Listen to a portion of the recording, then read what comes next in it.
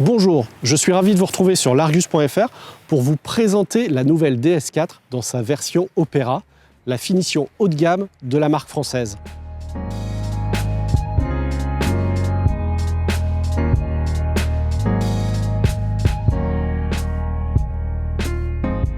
Pour cette version Opera, DS sort tout son savoir-faire bien sûr, mais également tous les matériaux qu'elle apprécie, comme le chrome. Alors là, il est utilisé avec parcimonie, beaucoup plus limité que sur les autres modèles de la marque. On le retrouve sur les poignées de porte, sur ce jonc qui délimite la frontière entre le toit qui est noir et le reste de la carrosserie. On retrouve un bandeau sur le haillon, ainsi que cet élément sur le bas de caisse.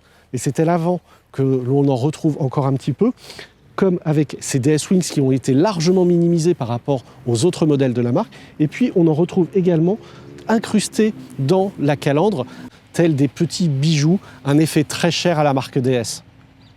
Côté style, on sent bien la patte de DS. Il faut que la voiture soit remarquée, soit reconnaissable entre mille. Elle a une calandre très imposante. Elle a des feux de jour à LED qui se remarquent vraiment par leur luminosité. Et puis il y a toutes ces lignes, elles sont nombreuses, très marquées, vraiment saillantes sur le flanc, sur les épaulements arrière. Enfin, il y a cet élément graphique remarquable qui fait toute la spécificité de la DS4 avec cet élément intégrant le logo de la marque. Avec sa silhouette longiligne et très élancée, la DS4 paraît plus grande qu'elle ne l'est. Elle ne mesure pourtant que 4,40 m de longueur. Elle fait 1,83 m de largeur pour 1,49 m de hauteur, avec une ligne de pavillon qui vient fuir, qui vient s'étendre jusqu'à la lunette très inclinée, ce qui donne vraiment un effet coupé, presque un effet shooting brake à la voiture. La DS4 repose sur un empattement de 2,68 m, ce qui normalement augure d'un espace correct aux places arrière. Mais c'est d'abord à l'avant qu'on va découvrir cette voiture.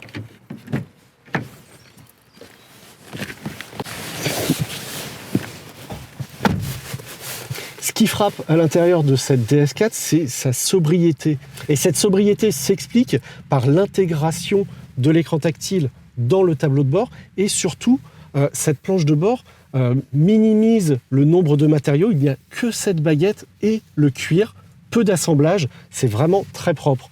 Autre élément qui montre que DS monte encore en gamme, ce sont toutes ces zones de contact recouvertes de cuir et avec 5 mm de mousse, ce qui donne quelque chose de vraiment agréable au toucher. Vous les avez là autour de la console. Vous en avez également sur la poignée de portière.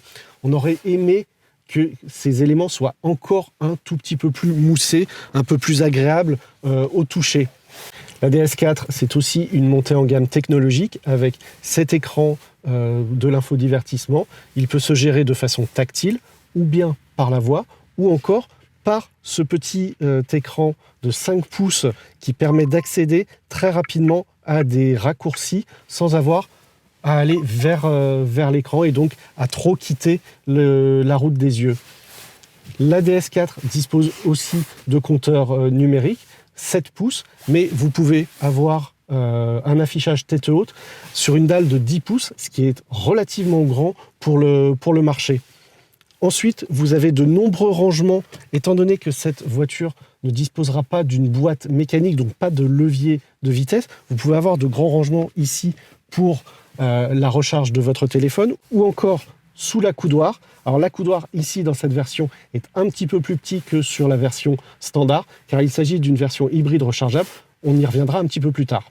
À l'arrière, l'habitabilité est relativement correcte, notamment au niveau des jambes.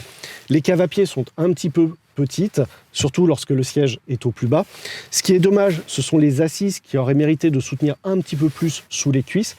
Le vrai bon point, c'est la garde au toit eu égard à la ligne de coupée de la voiture.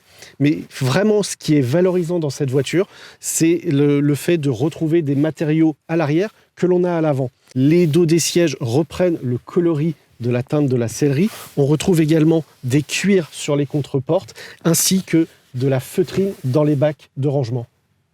Le coffre a un volume de 430 litres qui descend à 390 litres pour les versions hybrides rechargeables. Cette nouvelle DS4 peut disposer de nombreuses aides à la conduite, comme la vision nocturne, la suspension prédictive par caméra, les feux Matrix LED pour ne pas éblouir les autres usagers, ou encore la conduite semi-autonome de niveau 2.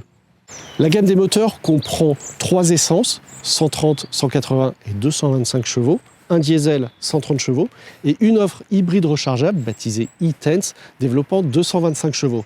Cette version est alimentée par une batterie de 12,4 kWh disposant d'une autonomie d'environ 50 km.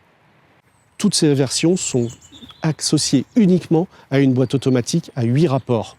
Cette DS4 Opera n'usurpe pas son statut de finition haut de gamme, de par la richesse de ses équipements et sa finition soignée et son intérieur sobre. Reste maintenant à connaître son prix, qui devrait se situer au-delà des 40 000 €. Les prises de commande sont prévues pour le mois de juin, les livraisons pour la fin de l'année.